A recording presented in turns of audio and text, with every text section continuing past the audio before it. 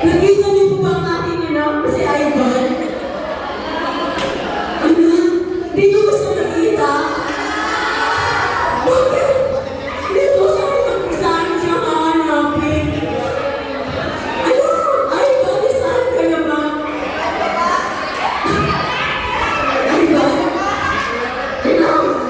Ano ginagawa mo na? Sinisira mo ang buhay? Ano? Lahat na nabisyo, ginamit mo na, no? Bakit ka ganyan? Aba, di mo ba ako namin paghihirap ko, anak? Hinahanap kita. Inabangan kita kagabi. Ilang gabi ka nang wala. Nay, kaya nga hindi ako nag-aaral kasi ayaw ko ng advisor. Ngayon, ba't ka nag-aaral sa buhay ko? Anak, huwag ka naman ganyan. Pagulong mo ako, anak. Palis ka nga dito. Hindi ba ako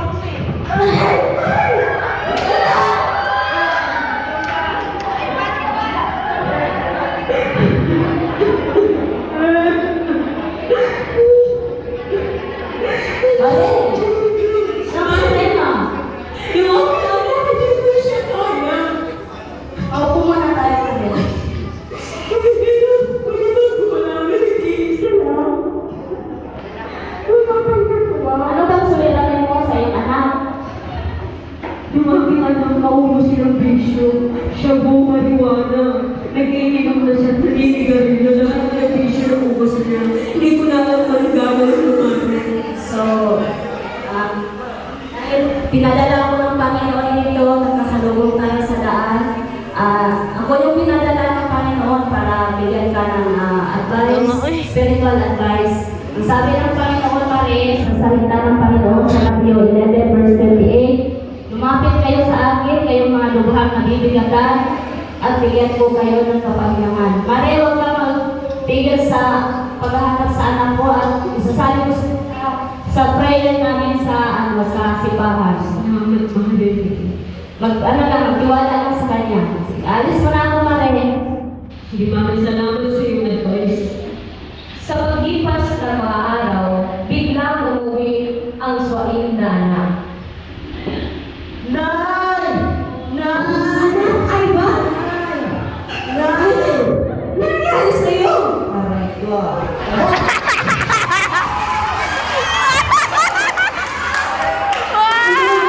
Di ba sabi ko naman sa'yo, yung magandang hinulog ng mga bitch na yan, Ivan? Ano nangyari sa'yo, no? Dali lang ko sa doktor, anak! Dito ako kailangan ng labyo. Ano? Kung yan ang gusto mo ko, pupuntahan natin para bumalik ka lamang. Poging albularyo. Bisa mo.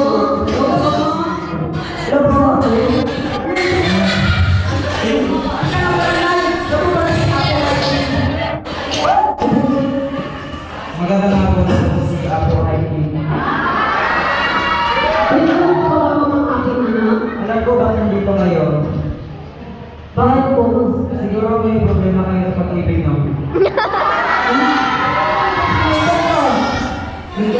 Daniel Padilla yun. Daniel Padilla.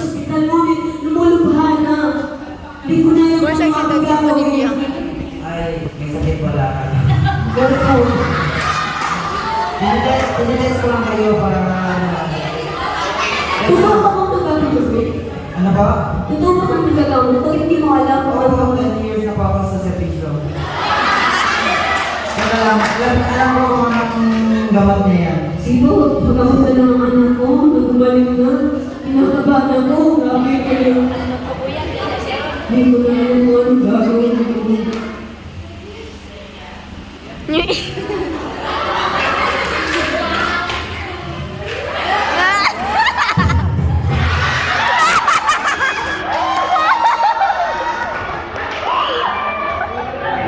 Ilang mo at tumalon ka ng 10 beses. Tumalon ba? Opo. Inuwi mo na naman ako. Ano kayo?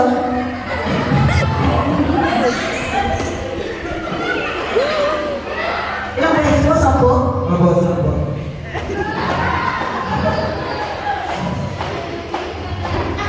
Para saan po ba yun?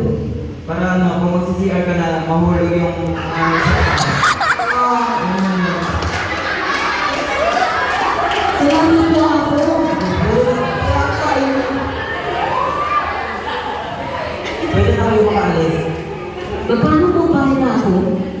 100 pa lang.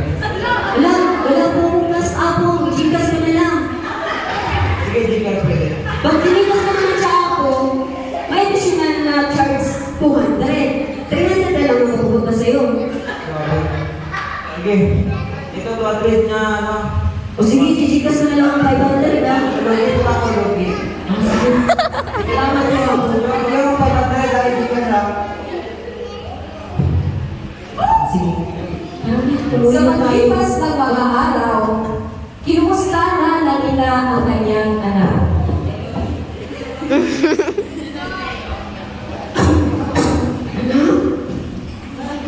Kumusta ka?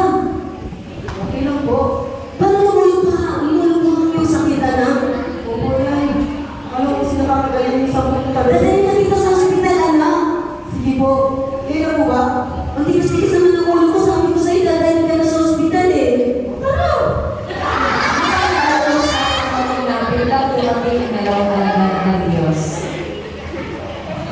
Yeah, pastora. Oh, Mare, nandiyan pala kayo. Pupunta na sana kami sa ospital. Wait lang, wala pa ako nakakatok.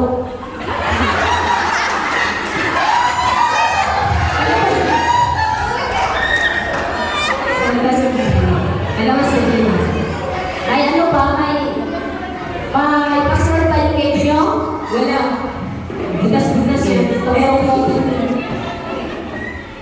Sige.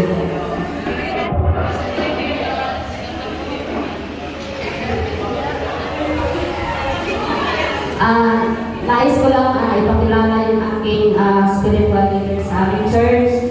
Siya po yung kasama ko sa pagbigay ng Word of God sa inyo. Magandang hapon po. Ano po bang problema ng anak niyo? Yan po yung problema sa kanya. Lumubuhan po yung sakit niya dahil sa kanyang mga bisyo. Hindi ko lang din alam kung ganyan na talaga yung ano niya. Ngayon po, Talaga. ay mag-share kami tungkol sa Word of God. Siguro ito rin po ang daan patungo sa kanyang kabutihan.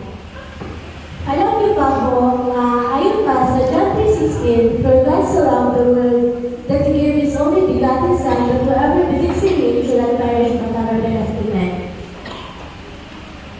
Ano po ang nakikita niyo ngayon na may malubang sakit ang anak niyo? Ako po yung nag-aalala sa kanya. Hindi ko po alam anong gagawin. Kasi ako po yung sakit na nag-aalala sa isang anak. Alam niyo po ba, kung kaya ng Panginoon ibigay ang kanyang anak na si Jesus Cristo upang tubusin ang ating kasalanan, kaya rin natin surian ang Panginoon sa pamamagitan ng pag-surrender sa lahat ng ating kasalanan at manampalataya ng buong puso sa Kanya. Maraming salamat po sa salita ng Diyos na binangat mo sa amin ngayon. May karagdagan pa ako, no? Sabi ng Panginoon, ang panalangin ay hindi nagpapabago sa Diyos. Ngunit ang Diyos ang nagpapabago sa atin kung tayo ay manalangin sa Kanya. So ngayon, mag-pray tayo para sa ating kapatid.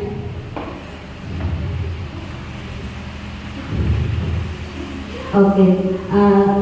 Lord, salamat sa grasya na imong gihatag kanamo karon. Naa kami karon aron sa pagluwas sa isang kalag na nasaag o wala kapadulong asa siya padulong. Lord, i-guide siya o panalipin kung sa man ang iyang mga kasakitan o kung sa may iyang mga sakit sa iyang kalawasan, unta Lord na i-guide mo siya.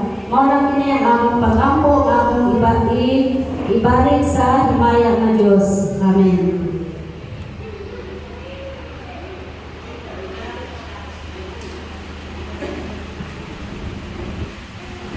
Simula sa araw na yon, nagdesisyon na ang mag-ina na mag-encounter God retreat at dumating na rin ang araw ng encounter God retreat.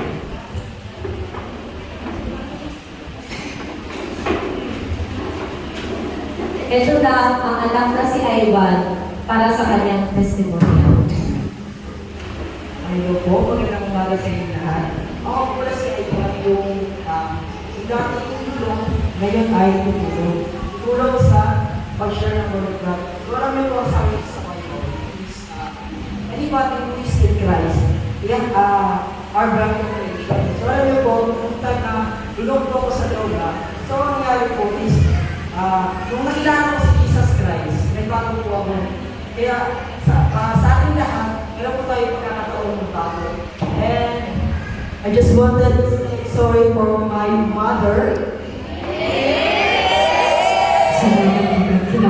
Mother, nagawa ko ako sa mga pag-umulan ng nagawa ko, sa kasabahan na inulat ko sa pamilya natin.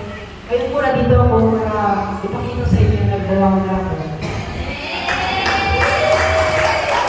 Sa simula sa araw na yun, doon na nila nakamtan ang buhay na walang hanggan na galing sa Panginoong Diyos. Doon lang po, maraming salamat.